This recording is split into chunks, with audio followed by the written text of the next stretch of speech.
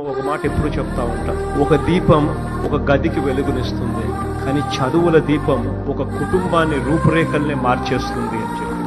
This is what I strongly believe. మనం ఏదైనా next జనరేషన్కి ఏదైనా మనం ఇవ్వగలిగే ఆస్తి ఏదైనా ఉంది అని అంటే అది చదువులు.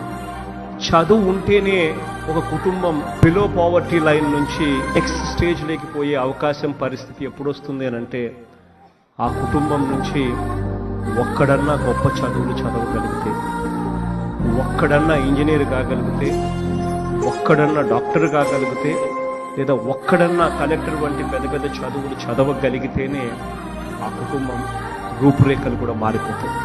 మీరు బైకుల్లో మీరు చేసే గోల ఉంటుంది చూసారా మీరు? నేను మనం మాట్లాడుతూ ఉన్నా, ఇప్పుడు ఈ ఫంక్షన్ లేదు, సినిమాలు లేవు, ఏం చేస్తారు చెప్పండి? ఉద్యోగాలు ఉపాధి కూడా కానీ టైం పడుద్ది. కనీసం సినిమాకి వెళ్ళి చొక్కా దించుకొని అరవకపోతే, బైకులు తీసుకొని అవి సైలెన్సర్ దాన్ని ఆ యాక్సిలేటర్ పెంచకపోతే ఎనర్జీ ఎటు వెళ్తుంది?